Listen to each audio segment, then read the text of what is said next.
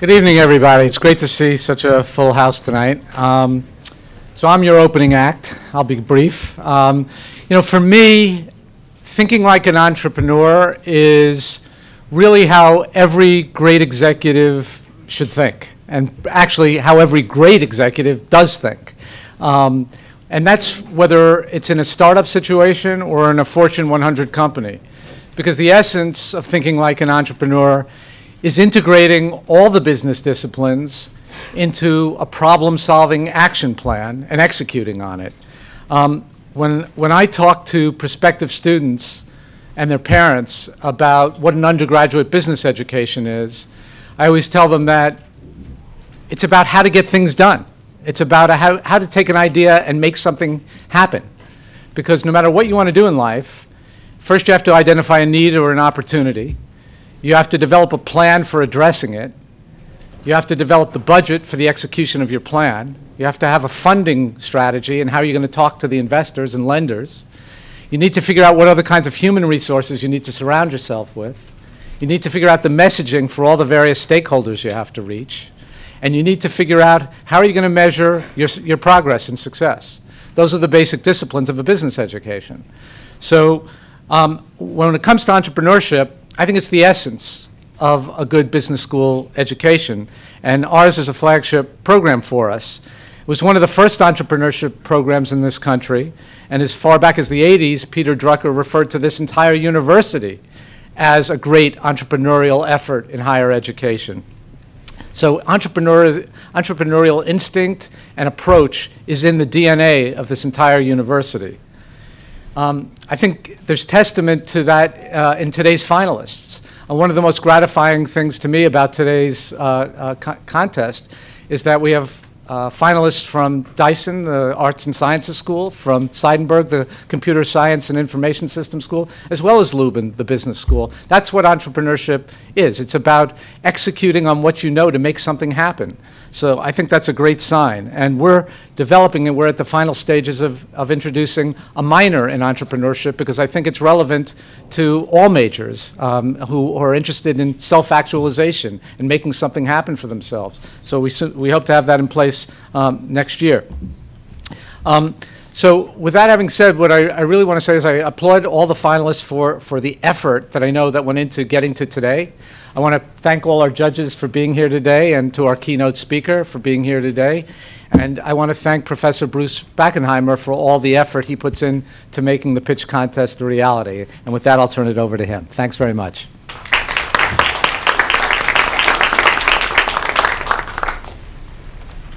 Thank you. Thanks, Dean Braun, for tonight and for all the support of the entrepreneurship program.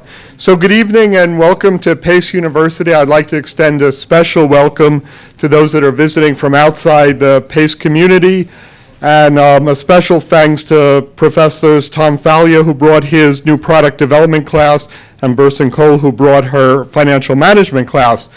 I'd also like to thank our keynote speaker, Kane Sarhan, and the judging panel, Bal Agrawal, Ellen Carey, Mary Howard, and Anna Khan, as well as the staff of the Entrepreneurship Lab that put in so much time and effort to prepare for tonight's event, particularly Nikhil Kalyankar, the Associate Director.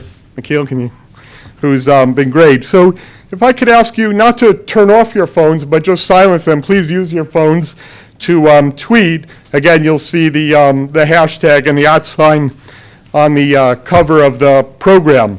So I'm Bruce Backenheimer, a clinical professor of management and the director of the Entrepreneurship Lab.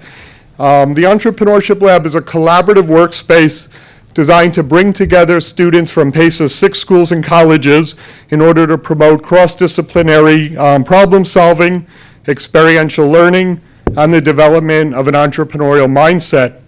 The Entrepreneurship Lab has space for students to launch and manage a new venture and serves as a home base for those wishing to explore entrepreneurship. So for more information about the lab, if you would go to pace.edu/elab, E-L-A-B. And again, that's in the program as well. So let me just say a few things about the pitch contest. The PACE pitch contest is based on the elevator pitch concept, which is popular in the venture capital community. It's an extremely concise presentation of the entrepreneur's idea, which is delivered to a potential investor. The premise is that it could be pitched if you found yourself in an elevator going up 30 stories and spotted a investor and had a captive audience. You could pitch your idea during that brief ride. I started the pitch contest back in 2004 as an adjunct professor here at Pace, and it's very rewarding to see the pitch contest reach its 10-year anniversary. I believe it continues to provide students with a helps them better understand entrepreneurship and develops a variety of critical skills, such as market research, financial analysis, and of course, oral communications. For the audience, I think that seeing the pitches and hearing the judges' questions is a great way for you to better appreciate some of the challenges involved in launching a venture. If you'd like to know more about the pitch contest, you can go to pace.edu/pitch, P-I-T-C-H, and there's 10 years worth of history. And among other things, we put together a 70-page program that outlines the general 10-year history of the pitch contest, as well as all the details for this year. We've had a lot of great speakers over the year. The first year we had Dr. Martin Luther King's attorney and draft speechwriter. We had famous authors and business leaders. So that we've been lucky to have some great speakers and judges. So to give you a very quick overview of the agenda, we're going to have the keynote speaker, and then 7 finalists will make their pitch. If you look on the inside panel, you could see the 7 finalists, and we're going to go in order of the company name. Their only rules are they have a maximum of 3 minutes, and there's a countdown timer and a bell. And afterwards, the judges can ask questions. We may get 1 or 2 questions, may get 4 questions. And after the 7 pitches, we're going to take a short break. There may be some refreshments left, and the judges will huddle and pick the first, second, and third place winner. We'll come back from the break. They'll give some brief thoughts, some feedback on the contest in general, maybe a pitch or 2 in particular, and then we'll announce the winners, take some pictures, leave some time for networking, and get everyone home on time. So I'd like to lastly introduce our keynote speaker, Kane Sarhan. Kane is the co-founder of Institute, the first national apprenticeship program for the 21st century for careers in business, technology, design, and entrepreneurship. Previously, Kane has launched and run his own magazine, the College Gossip Chronicles, raised over $100,000 for Hack NY, a nonprofit in New York City, and was the creative director of Local Response, a top New York City tech startup. Kane has been named a 2013 Echoing Green Fellow, a 2012 Frances Hesselbein Institute Next Leader of the Future, and Business Insider calls him a top 25 young innovator in New York tech. Kane speaks often on education, innovation, and serendipity, and has been featured in the New York Times, PBS, Forbes, CNN, the Huffington Post, and Fast Company.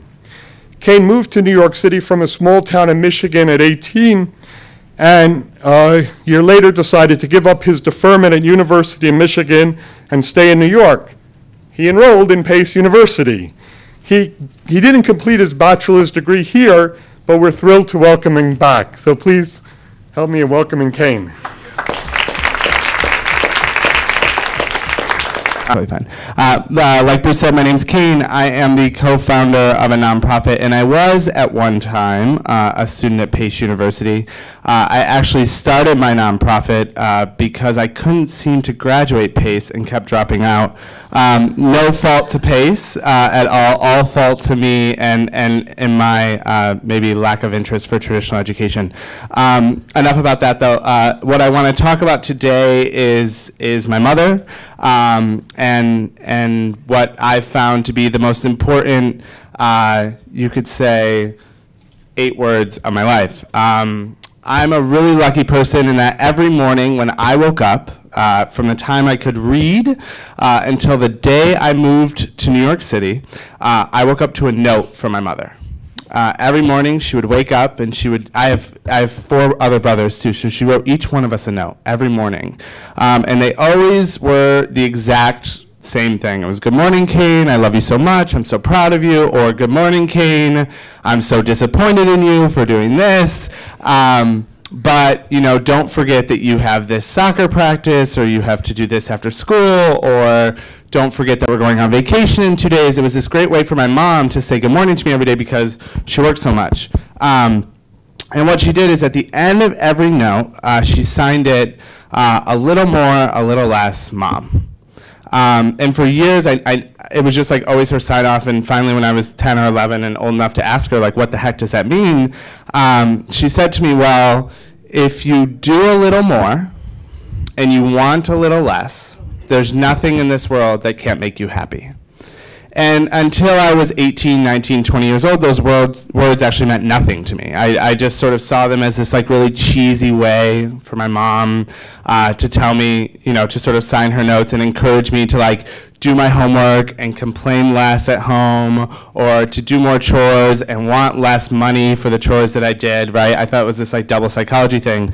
Until I turned 20 years old and went through, one of those major life changes of dropping out of school and realizing that I really wanted to work on a business idea, that I started to think about it. And over the years, as I've really played with these words, I've in fact tattooed them on my chest. I won't show it to you today because it's just a little awkward, but I've even branded myself with them. I've started to apply them to every aspect of my life, and most importantly, I've started to apply them to the work I do every day as an entrepreneur. This concept isn't really new. The idea of doing more and wanting less, there are a lot of really famous things you could sort of boil down to it. I mean, the one that always comes to my mind is JFK. Ask not what your country can do for you, but what you can do for your country, right? Ask for less, do more, right? Do more, want less.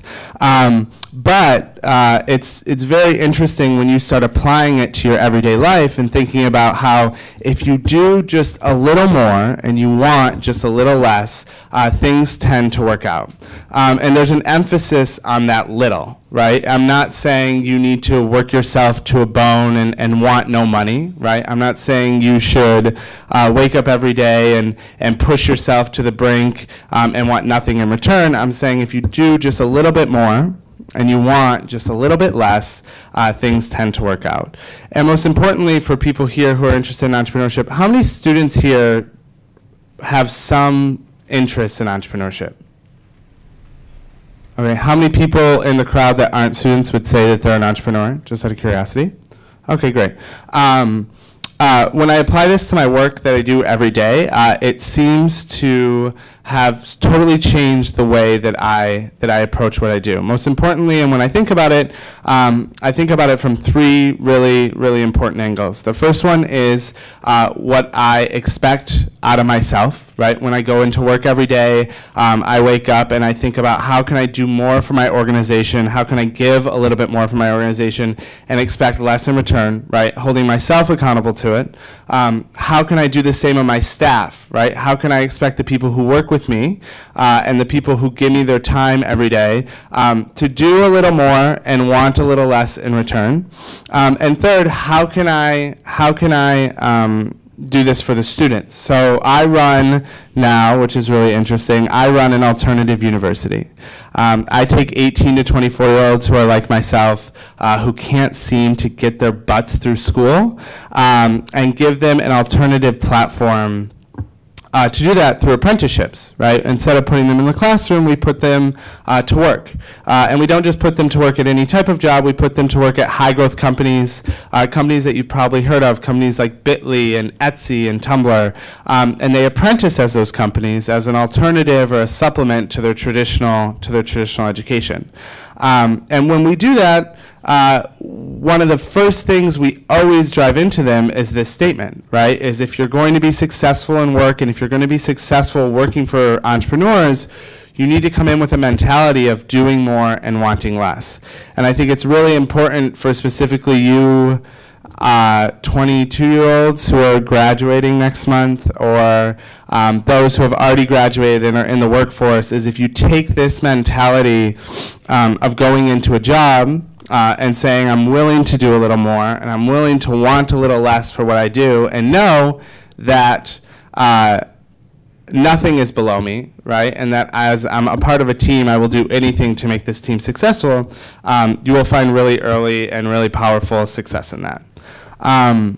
Last sort of thing I want to talk about, and sort of to wrap it all up, is about a year ago, I got engaged. So about a year ago, almost over a year ago. Wow. I'm not getting married anytime soon because I'm just too lazy to plan a wedding. But about a year ago, I got engaged. And the day I proposed to my fiance, I'm like sort of one of those over-the-top people that has to be like really creative. Like I wanted my engagement to be on BuzzFeed, right? Like I was like, I got to get a BuzzFeed engagement. I'm not going to do something like romantic or personal. I'm going to do something crazy. It ended up in BuzzFeed, by the way, so it worked. So what we did is we woke up. My fiance was flying back from Bangkok. He's a diplomat, and I get all of our friends, our closest 15 friends, and I make them all wake up at 6 in the morning and meet me in Union Square. And the night before, I had bought like 18 2-foot by 3-foot posters, and I had spray painted individual letters, except for the word Chris. His name's Chris. Will you marry me, Chris? On these big posters. So WILL, and every friend has a letter that they're holding. I don't know why I didn't put a picture up here. It's a great picture. Whatever. If you want to see the picture afterwards, I'll show it to you. But so I make all my friends meet me in Union Square. We get there. We have a limo come up. Limo grabs us all. It's 7 in the morning. So why shouldn't we have champagne? I'm about to propose to this person. He's getting off a 14-hour flight from Bangkok, so he's probably going to be upset and cranky and dirty and say no. So we all pile into this cab. My best friend, of course, the only time she's ever been late for anything ever in our life, she's late for my engagement. Like, people have to go bang on her door in the West Village to bring her. Get her in the limo, drive out there, get there. Of course, he's the last person off the plane ever. So we're standing there. The plane has landed for like a half an hour. He's texting me. I haven't seen him in 8 weeks because he had been in Bangkok. And so at this time, 250 people have crowded out, right? And they're standing behind us. And interestingly enough, his flight from Bangkok had a layover in Dubai. And interestingly enough, a lot of the people who were on his plane from Dubai happened to be rather conservative Muslims. And so they're walking up, and there's no offense to any of this because I'm actually Muslim as well, but they're walking up and they're coming up to me and they're saying, "Oh, Chris, she's such a lucky lady. We want to watch you propose to her." And the whole time I'm just thinking, oh my God, this is like not going to go well. And my friends are like, there are 250 Muslim men and women who are expecting this like white blonde-haired lady to walk out, and when this 6'2" black guy comes out the door, they're going to have a heart attack, right? And like, and mind you, we're all being so stereotypical, right? And no one is stopping to say like, well, maybe not. Like, who are we to judge? But who are we to say that that's how it's going to be? Anyway, so we're sitting there, and I'm getting more and more nervous. There's a dog there. There's a lot of things going on. So finally, he comes around the corner, and he's so out of it. He like is walking, and we're all standing there. And I mean, like, you walk into a wall of your best friends holding these massive signs. He doesn't even notice, like for the first like 10 seconds. And I'm just like shaking my head and sighing. And he like looks up. He's like, oh, and he like stops and he like drops his luggage and he like looks at me, and I'm like. And he's like, and then like he smiles and he runs towards me and it's amazing and it's all fine. And he says yes, which is great. When I got down on one knee, my headphones got stuck around the dog's neck. It was awkward, but so I end up proposing and we end up doing it. And we all get back into the limo, and we're driving home and he looks at me and he goes, that was really great. And I'm like, oh yeah, thanks. And he goes, but you know what? Doesn't really go with your life motto, does it? I'm like, what do you mean? He's like, doesn't really work with the like a little more, a little less thing. I'm like, what are you talking about? He's like, well, you did a lot more And he's like, and you really were doing it for, like, he called me out. This is like on the ride back. I just proposed to him. He said yes. He goes, you did it for all the wrong reasons. He's like, you didn't want less. You wanted more. And, like, you were happy and you loved us and you wanted all of our friends there, but when you proposed to me, you weren't doing it for how you want to live your life. And I was like, well, screw you. Like, I just did the most awesome proposal ever. Like, what are you talking about? Until we get home that night and we're sitting there I was like in the shower and it was like really bothering me, and it was like, it wasn't a bad day at all. I mean, we were happy and it was an amazing day. But I'm sitting there and I'm showering, and I thought to myself, and in the middle of my shower, which is how this always happens to me, is when I like have my like real talks to myself and like calm myself down. I like came to realize, like, this is a statement that I really care about and something that I think is really important, but I can't even live it every day, right? And I have it tattooed on my chest. I see it every day when I wake up. It sits right here. And I still have a hard time living that little more, little less. Just do a little more and want less. And it's the want less part that's really, really hard.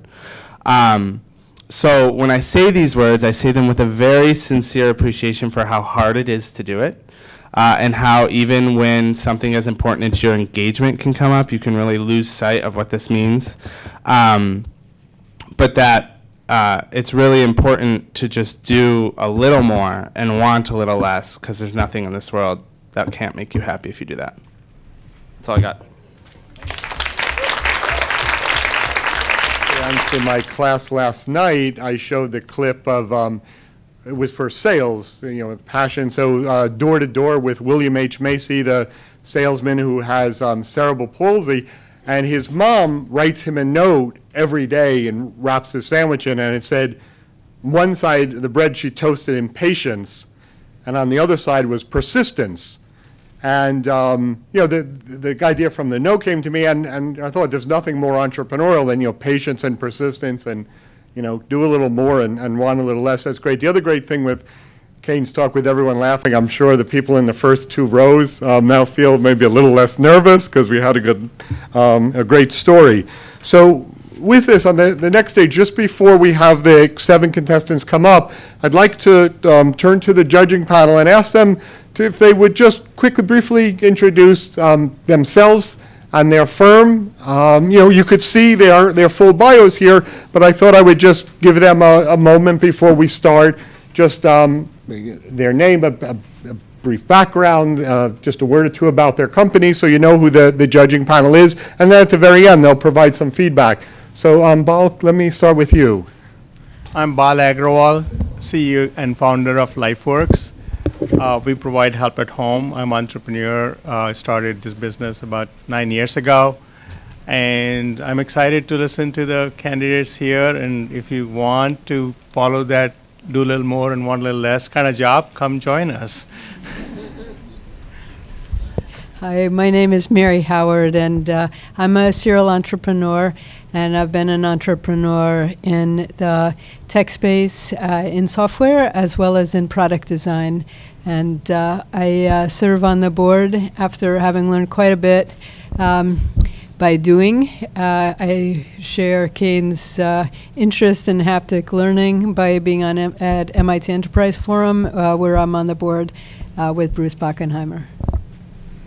Great. I'm Ellen Carey, and I work for the Global Impact Investing Network, and I run their impact measurement program there.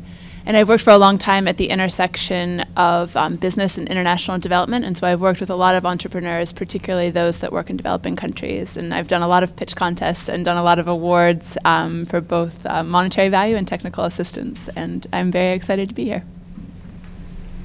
Hi, I'm Anna Khan. I'm a VC at Bessemer Venture Partners, which is a global fund that has backed some companies that you guys may be familiar with: LinkedIn, Yelp, Pinterest. Before that, I was chief of staff to the CEO at a mobile advertising company in the Valley. And before that, I was in finance. I graduated from Stanford in science, technology, and society, and I'm really excited to be here. Thank you. Okay, now it's time for the finalists. So our first team of CERN is Kumesh, and Anshul. Kumesh is an undergrad in the Lubin School of Business, and Anshul's actually a PhD candidate at NYU.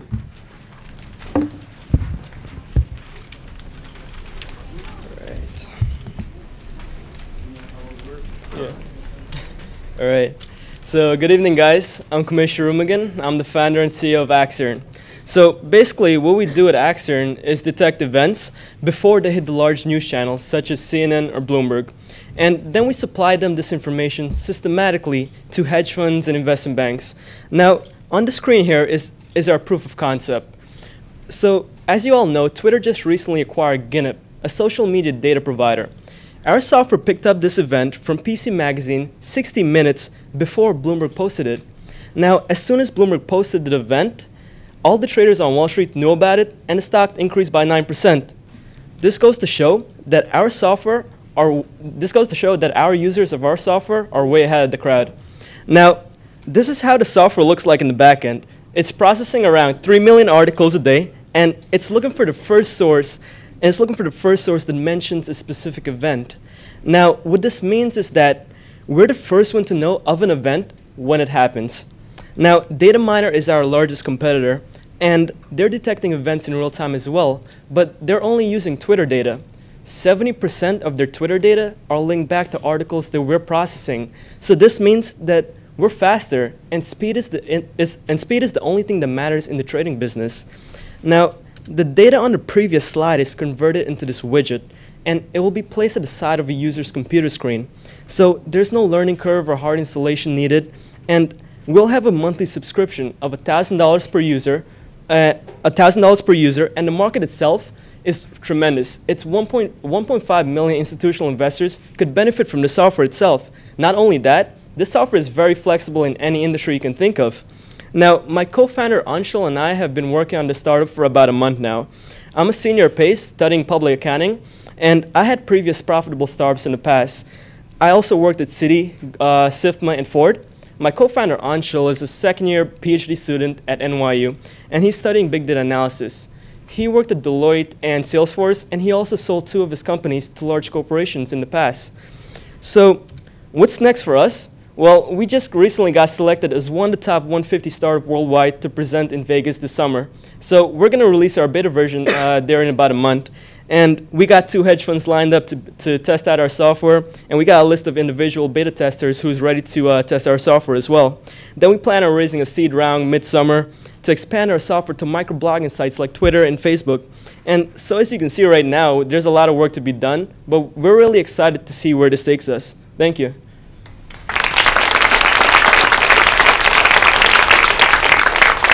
17 seconds to spare. So I'm going to go to the judging panel for any questions. And the only rule in answering them is you can't try to put in other stuff that you forgot to mention. You have to just directly answer the question. Sure.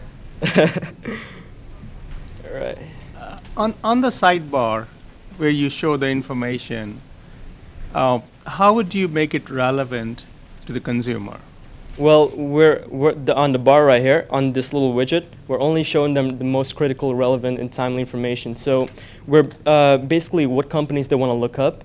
We actually go to the site and actually make this, like, put all their companies that they want to look up, all the sort of events that they want to look up as all like if they want to look up like a fire, a hazer, or whatever, that a fire could affect their stock or something, we'll input that event in the software, and it's gonna show all the events that's there as well.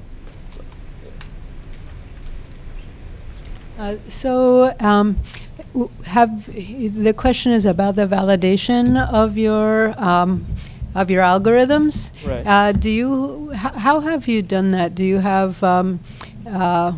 have you looked at multiple stocks? Have you had other people test it before the beta process starts? And what are you seeing in terms of being able to predict these kinds of events either going up or going down? Well, we're not predicting anything. We're just giving them events that could potentially have an effect on whatever investment they're making. So we're basically giving them the news only. And we're not giving them any buy or sell signal. We're just plainly giving them the news that has a significant impact on whatever investment they're making right now. So if they're interested in Google stock or Apple stock, we'll give them those information that's relevant only to those companies. So like Twitter stock, if someone is investing in Twitter, we'll give them only acquisition events that's related to Twitter, and it's going to show right on the little widget. And we're basically detecting these events before it's posted on like all these large media sites. We're trying to find these leaks and rumors and trying to see if we can validate it before it's actually real. Thank you. Good job. That makes it all worthwhile. The second team, Alive Inside, is a group of Seidenberg students, both undergraduate and graduate, from both the New York City and the Westchester campus. So we have Tina, a graduate from the New York City, and Keith Wright, an undergraduate from our Pleasantville campus.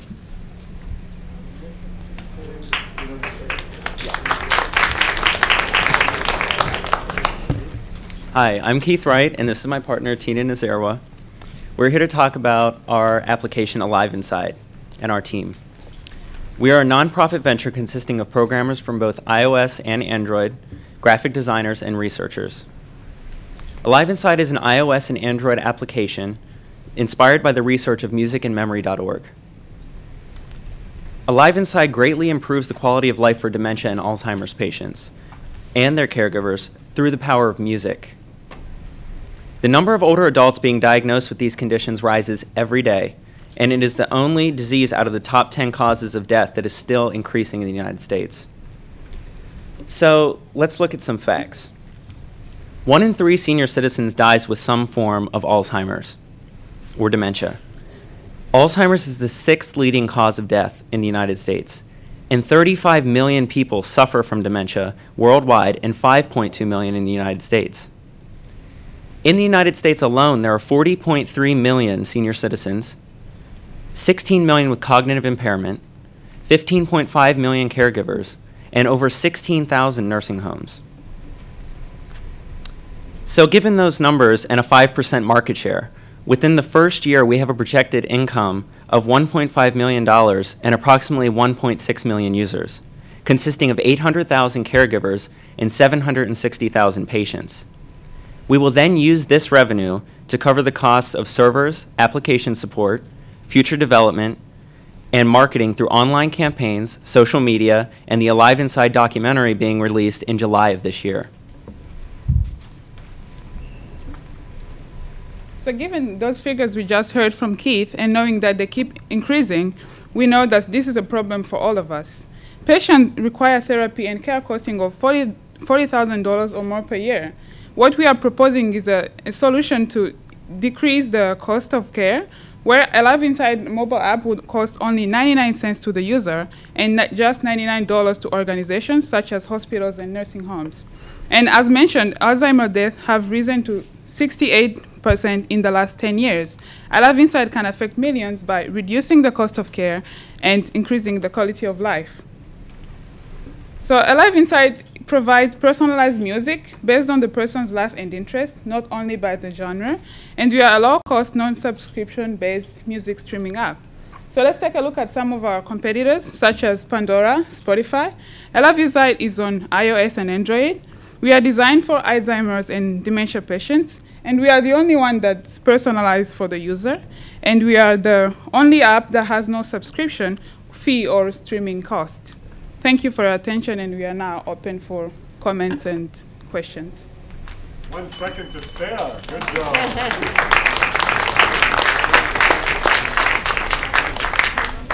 By the way, the Alive Inside, we have a mobile app design contest, and you guys took first place. So let's go to questions. Others? Yeah. It's a really interesting product. If you could describe a little bit, you laid out the problem really well, but I didn't see anything about how the provenness of using music reduces costs in Alzheimer's care. If you could elaborate on that a little bit more. Okay, well, Like I said in the beginning, the app is based on research from musicandmemory.org, and there's a documentary called Alive Inside that's coming out in July. And that's where a lot of our research comes from for the app. They've done years of research that shows, and they have videos, to show that this works. And it shows these people who sit in kind of a catatonic state. They just, they're not interacting at all. But whenever they hear music from their childhood or their youth, then they kind of become alive in a sense. And they talk more, they interact more, and they can recall things that they normally don't. Yeah, I have a similar question that's around sort of the personalization. How exactly does that work? Do you expect these patients to sort of tell you, what year they were children in to sort of personalize the content specifically for them? And then how is that differentiated from a Spotify where, I can create playlists that, would cater to my own childhood? Well, the difference is whenever you first download the app and you install it, you have to fill out a user profile.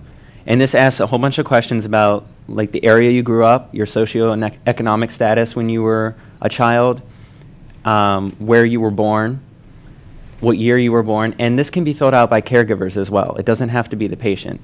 And a family could fill it out because some of the patients might not know all this information, or they may be unable to do it themselves. And then we use this data to compile a profile about the user. And then using that information, we match it to songs that they would have known or that would have been popular during that time. So it's different from Spotify where you can go pick if they know, but this helps them if they don't remember what they liked or nobody knows what they liked. So. And in terms of the cost, just really quickly, it's 99 cents per user for the lifetime of the use, or is that per month? Yes, no, that's just one-time fee. Okay. Thank you. Thank you.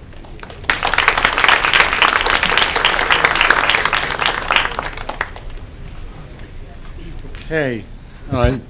Next we have Taylor Vogt, who's also from the Pleasantville campus, a recent graduate from the Dyson College of Arts and Sciences with HGNT.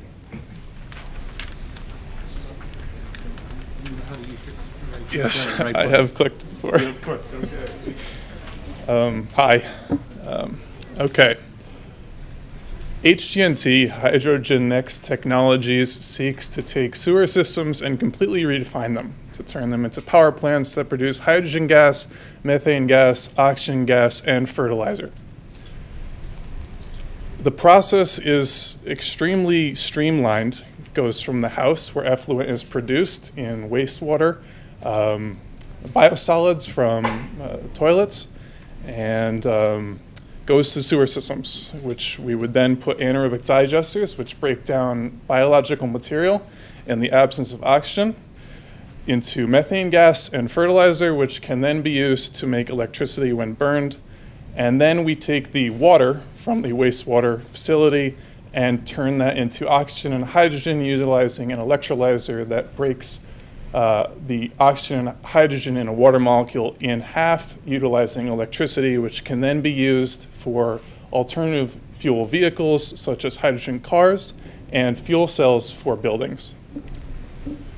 An electrolyzer was produced by GE that can produce hydrogen gas at $3 a gallon gasoline equivalent, and if you go to the gasoline pump today, you'll notice that it's roughly about $3.75. So it's already economically feasible. The DOE says that hydrogen cars get 2 times as much distance per gallon as gasoline cars, so you'll get twice the mileage, so what you're actually paying is about $1.50.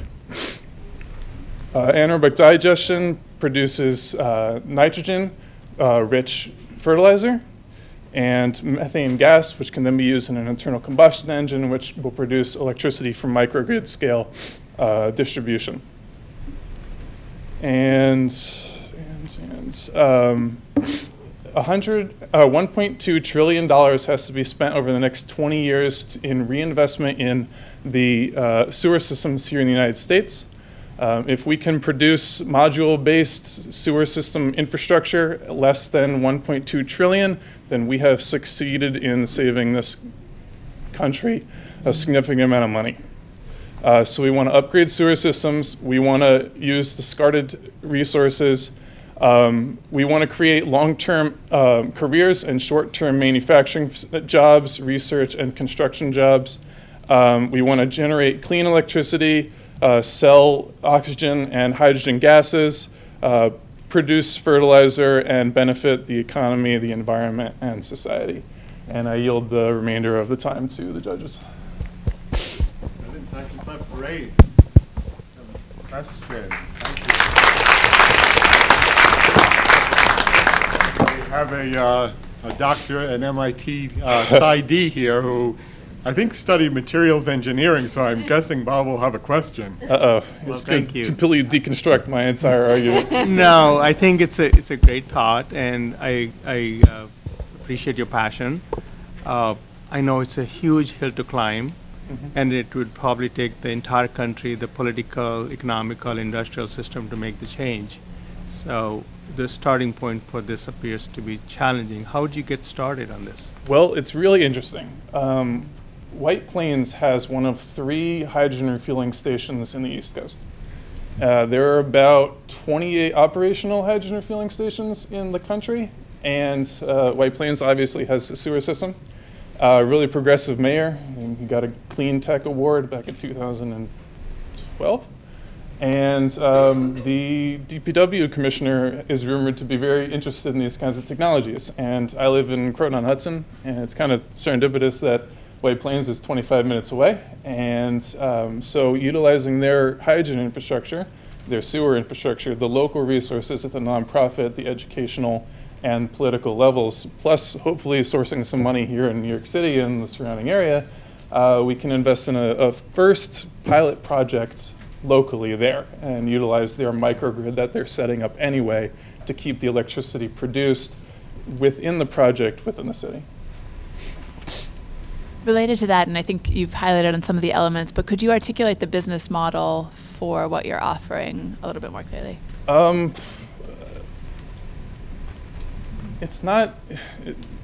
guess it's not really a proprietary ownership of technologies, because it's not like we're producing things that don't already exist.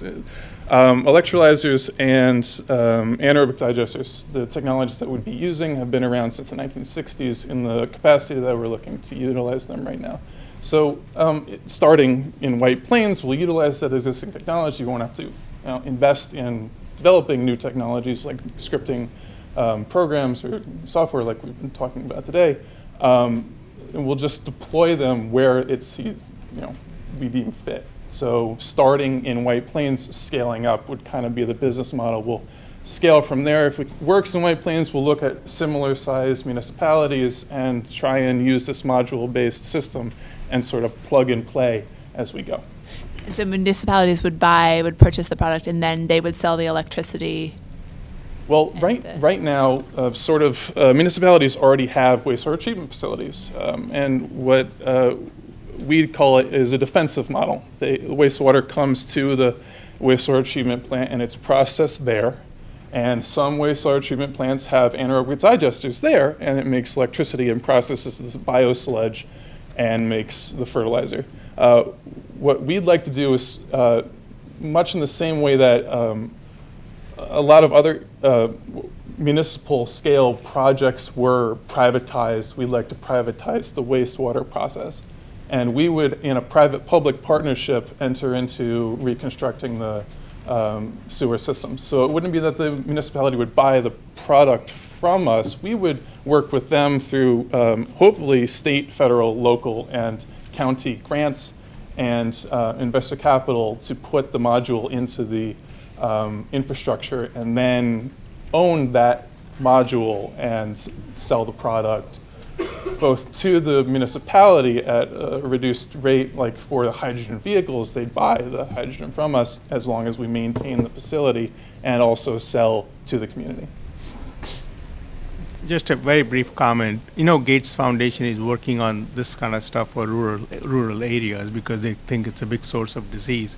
You probably want to get in touch with them because it's really solves two problems. If you know someone at the Gates Foundation you'd like to introduce me, that would be fantastic. I'll give you the contact, definitely. In addition, here in New York, New York State Energy Research and Development Authority has grants to do exactly this, install anaerobic digesters in specific communities. NYSERDA does a great job. And if anyone's here from NYSERDA, thank you very much for the continued work that you do. So, thank you. Okay, thank you.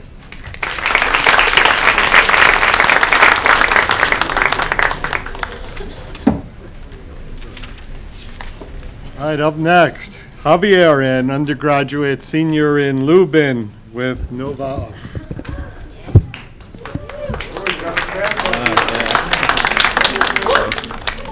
All right. Good evening, everyone. My name is Javier, and my dream is to be able to walk down the street and go to any restaurant and buy lunch seamlessly with digital coins. So my vision for this is Novox. We're essentially a cryptocurrency payment processing solution for small businesses. In the past year, cryptocurrency has grown tremendously. The value of Bitcoin has gone up by 250%. Governments are now starting to accept Bitcoin, such as Iceland, who has recently started the Aurora Coin program. And there's a great opportunity for technology companies to build important infrastructure that connects cryptocurrency payments with small business tools. Our solution for the lack of infrastructure is called the Novox POS system. It's a point-of-sale system for small businesses that accepts credit card, cash, and cryptocurrencies. We offer a lot of benefits to merchants who want to use it because it does all the recording of transactions. Customers can pay with cash and cryptocurrencies. Access to new client bases as well as customer analytics. But there's also one big benefit is that the companies that are accepting cryptocurrencies are using it as a great marketing tool, especially high-end resorts such as luxury clubs or bars. I actually have a couple small restaurants, and I tried to accept Bitcoin, but it was very problematic.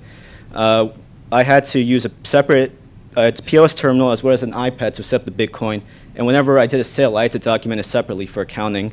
But with the Novox POS, we actually have the POS with the built-in cryptocurrency processor, and it has business analytics for cryptocurrency transactions. So we kind of solve a lot of problems with just one app.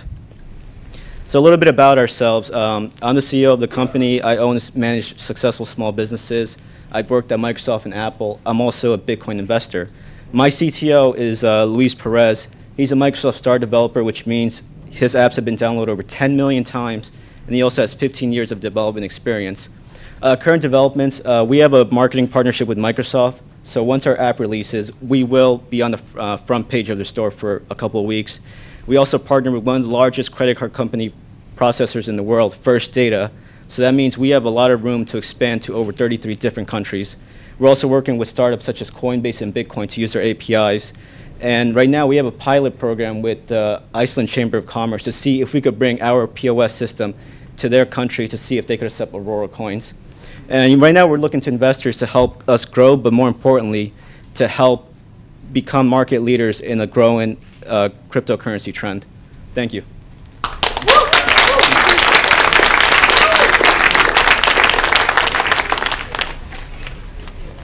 Questions from the judging panel.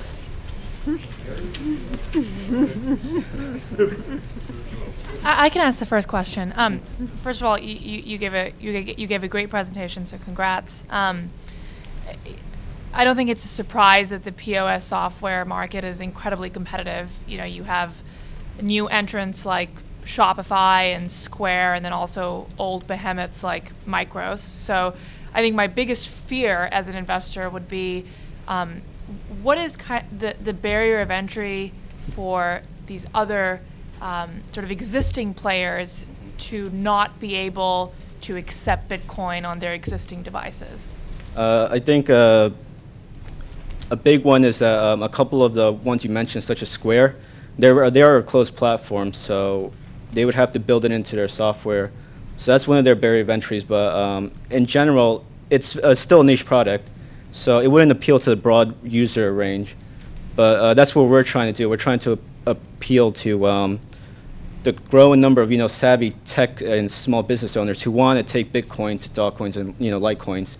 And actually, we do have about 15 restaurants that want to use it with the cryptocurrency implementation right now.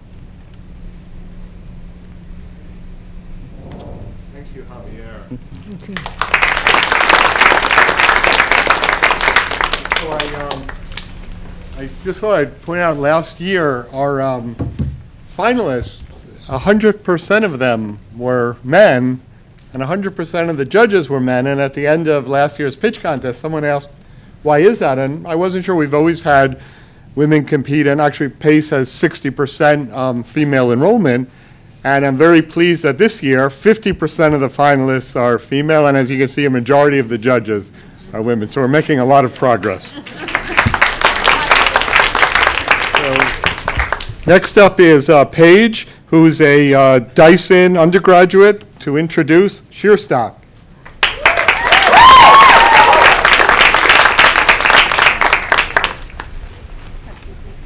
Good evening, everyone. My name is Paige Checky, and I'm the CEO and founder of SheerStock.com. One problem I've noticed is that hosiery is an essential item in every woman's wardrobe. However, these products are disposable and need to be constantly replaced. Additionally, shopping for these products in stores is time-consuming and ineffective. So the solution is a SheerStock hosiery subscription. SheerStock is a convenient monthly subscription service for women that delivers a variety of hosiery products each month. With this company, I hope to convenience the lives of my customers, introduce them to the latest styles and trends in hosiery, as well as remind them that there are women empowerment organizations that need these products. With every new subscriber, I will be donating a new pair of stockings to an organization that supports the professional advancement of underprivileged women. So how does it work? It's as easy as 1, 2, 3. The customer will take a brief style quiz, select a subscription plan, and check out. From the style quiz, I can collect valuable information about my customers regarding their age, size, needs, and preferences, and this data will be used to personalize their subscriptions and can be useful analytic in targeting certain demographics for marketing. Our business model will be based off of the recurring revenue that we will be bringing in from these subscriptions, and in the future, we hope to introduce an e-commerce store. So let's look at the market. There's currently 66 million women between the ages of 18 and 55 shopping for these products. Last year, they spent over $1.28 billion on sheer hosiery and tights alone. As a whole, the subscription commerce industry is booming, and it was valued at over $5 billion in 2013. These days, there's a subscription for everything, ranging from beauty products to razors and even pet supplies, but there's no market leader in subscription hosiery. So let's look at the space. There's currently 3 companies in the space right now. They've proven that the concept works and that there's a demand. However, upon the launch of my website next month, I will have a competitive advantage in price. My users will be able to create accounts on a user-friendly interface, as well as I will be introducing an incentivized referral program. I plan on acquiring customers by reaching out to women's networks and providing discounts, as well as contacting the top 25 subscription box review bloggers, and I will be hosting a crowdfunding campaign on a women's-only crowdfunding site. Also, on social media, we will be reaching out to people who have already bought into the subscription model. So, in our first year, we are projecting $143,000 in sales. This is a highly conservative estimate based on bringing 50 customers on a month with a 90% retention rate. We're looking to raise $100,000 in exchange for 10% of the company. With this money, we'll be investing in a private label hosiery line. This will drive costs down and increase our margins, as well as partnering with a shipping and fulfillment center that will be able to scale with the company. The rest of the funding will be spread out over marketing, inventory, and an e-commerce store. I put everything I have into this company. Thank you for listening to my pitch. I'm now open to any questions.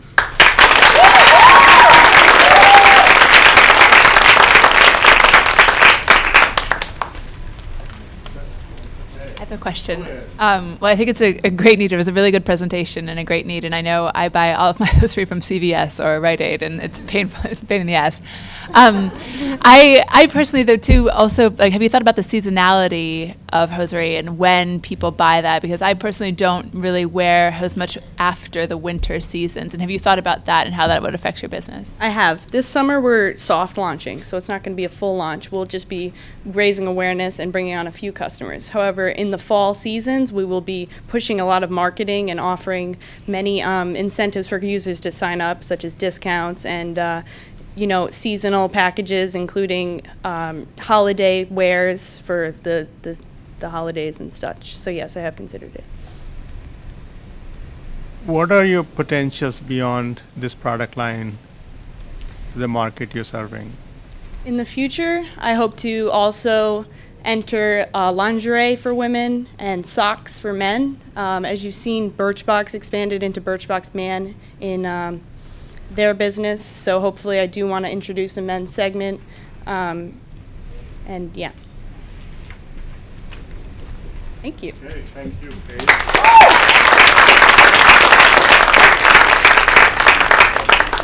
Amazingly, we're right on time, and thank you to everyone who's been tweeting and posting pictures. So next up, Jennifer Lee is an undergraduate in Dyson and developed Strip in an entrepreneurial implementation course last year. Yes. Hi, my name is Jennifer Lee. I'm a Dyson student. I'm majoring in business economics and math. So last summer, I went to China. I was visiting my family. We were out to dinner, and because I'm allergic to MSG, I wanted to know whether or not the food that we were being served contained it.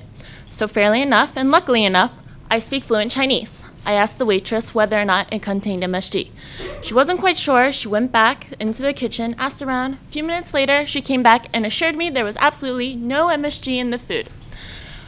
Shortly after the meal, confirmed by my lovely allergies, there was in fact MSG in the meal.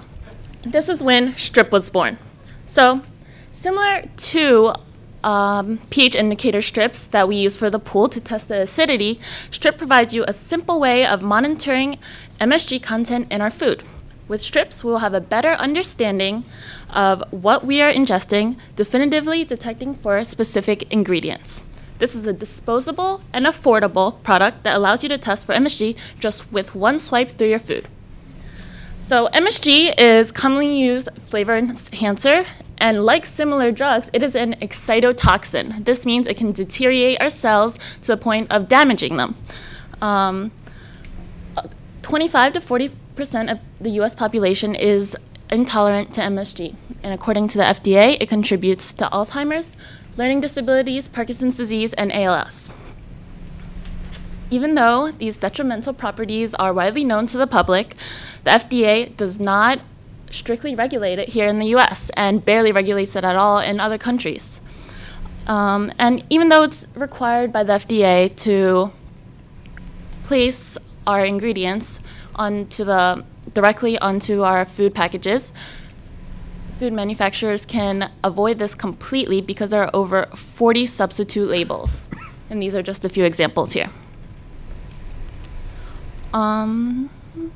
Well, this makes it extremely hard for it to filter out what we are eating.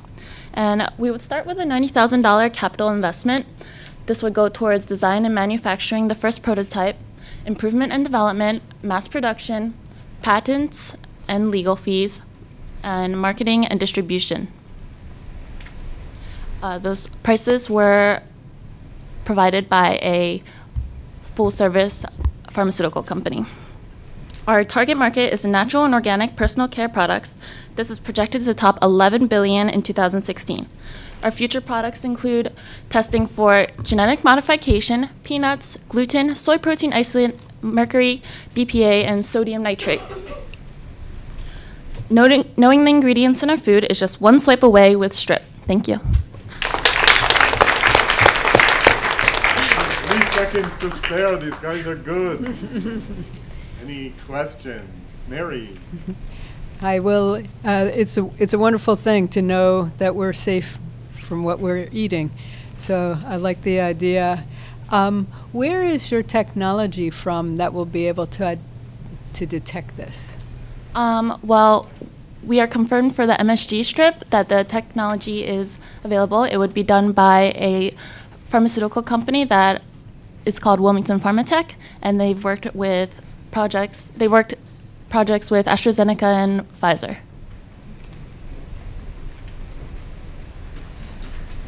Can you talk a little bit about your business model? So if you are licensing the technology from a pharma company, how much would it take for you to produce a pack of strips, and how much will you be selling it for? Is this something that an individual will have to buy on a recurring basis? If you could just sort of walk us through the model, that would be really helpful. So with an initial $20,000 invested into the pharmaceutical company, after research and development, that is, of course, we can get the strips down to about 40 cents each. We would package them in about packages of 10 for $9.99 wholesale. And I'm sorry, what was the other questions? No, that was the question. Okay. Thank you. And I had a question related to that. I also hate MSG, and the challenge with the business model that you're presenting is it the idea that you would buy the food, whether you're at a restaurant or in a store, and test it, and then you would just not eat it because you can't return it, right? Is that right? Well, that's one way to go. Usually, if I'm out at dinner, I feel personally that it's a small price to pay to avoid what I wouldn't want to eat. Hey. Thank you.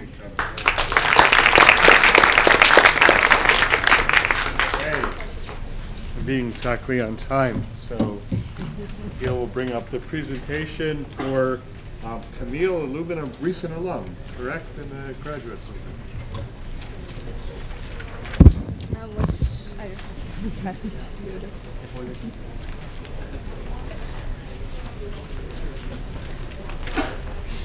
Picture this. You spent months sending out your resume and finally have a call back. The interview is in a matter of days. Are you prepared? What if you not only knew the questions the interviewer would ask, but you had all the right answers beforehand? What makes interviews hard is you need to think on your feet and you never get constructive feedback. As a result, each precious interview opportunity is squandered as practice for hopefully getting better. But with an unemployment rate of 7.2% and newly unemployed workers having only a 20 to 30% chance of finding a new job, which drops to 10% after 6 months, this is a costly mistake. Interview Master is the solution. It's the only online portal that gives you the ultimate upper hand by connecting you with a wide range of highly vetted and experienced interviewers in your specific field at a moment's notice. Here's how it works. Interviewers call mentors, post their credentials, which we verify. Interviewees select a specialized mentor, and a mock interview via Skype is arranged. Mentors analyze the resume, ask questions, and provide detailed feedback, which can remain accessible for future referencing. A rating system adds increased accountability and security. Interview Master will attract a diverse selection of mentors, from doctors to astronauts, with a model that gives users the freedom to set their own price, earn income on their own schedule, and benefit from our advanced SEO placement while helping others. We take 20% of all transactions and expect to be profitable within our first year. Our target market is recent college graduates and the skilled and educated long-term unemployed who have difficulty advancing past the interview stage. These individuals stand to receive a high return on investment via wages. Currently, the options are segmented and expensive websites and some university career services departments. But usually that's just limited to alumni and students. And unfortunately, it is usually a long waiting list and very generic. My partner and I are highly committed to seeing the Interview Master come to fruition and confident in our abilities to do so. I have my master's in marketing from PACE and have successfully brought 3 companies to market. And my partner, Patrick, is an award-winning designer and is in America, having secured an O1 visa for extraordinary ability. Our team is a strong blend of creativity and experience, and with your investment, we can be the first to market and a world leader in the interview training industry. Thank you.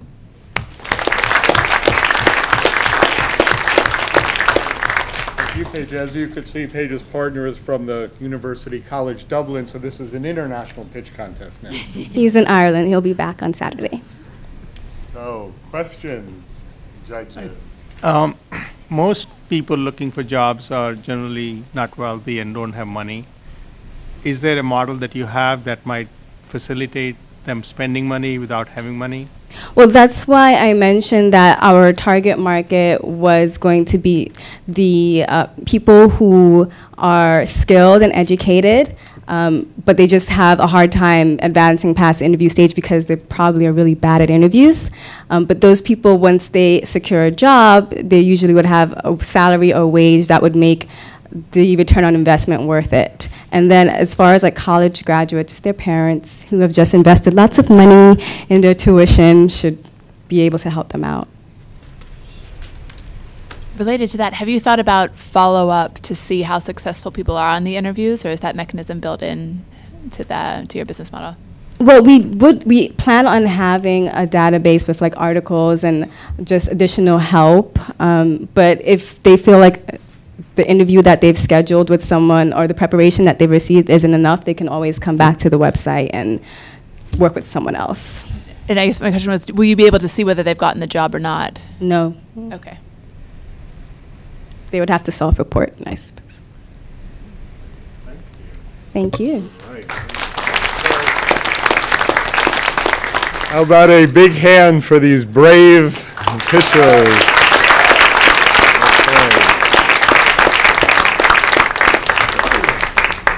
So what we're going to do now is we're going to go to the four judges, and they're not going to critique every pitch. It's to just give some general feedback. They might want to highlight a particular pitch or not, but the feedback is meant not only for the finalists, but also for you, the audience, who watch that to get some idea of what was going through the judge's mind. Then we'll announce the third, second, and first place winners.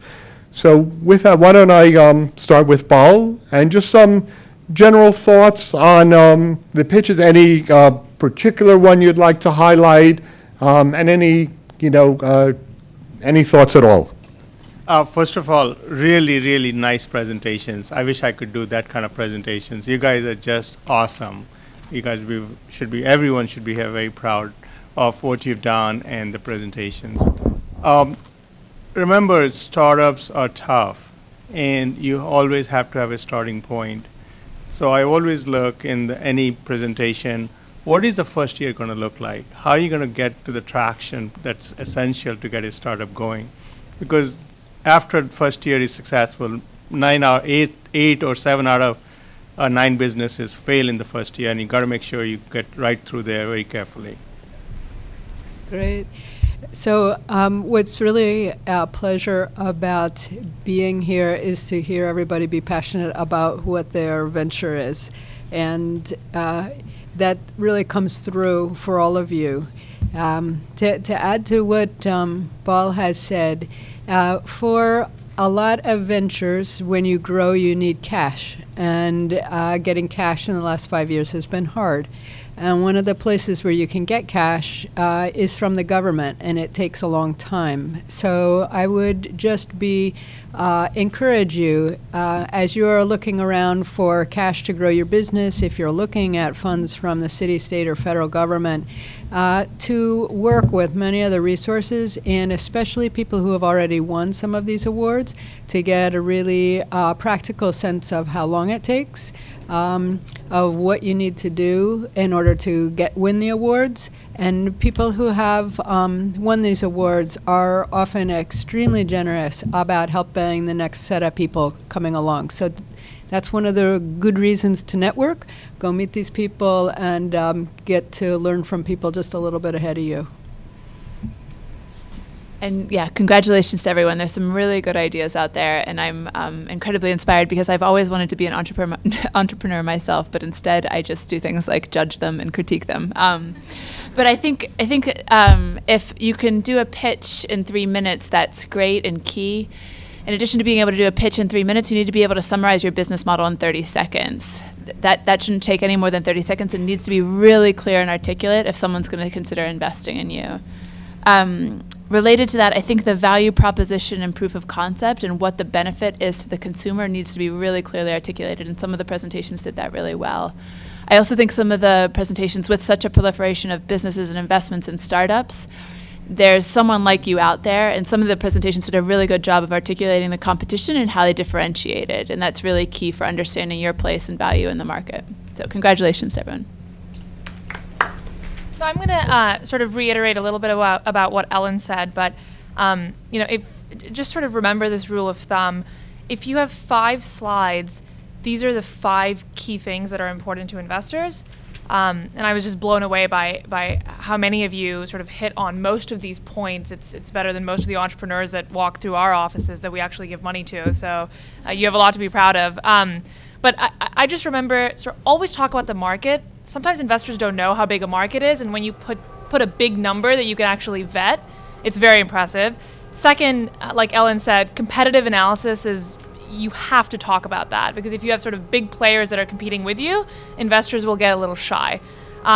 3 should be product, 4 business model, and 5 go-to market. Like, how will you actually sell this thing? And then more than anything, the winners that we picked today, you could just sort of see the confidence in their stance. And when you have a panel of judges, like, half the battle is confidence. Even if you don't know sort of 100% what the answer is, if you pretend like you do and you say it, just looking at the judges and looking at them in their eyes, it makes a world of a difference. So I'd always remember that when you do pitch investors in the future.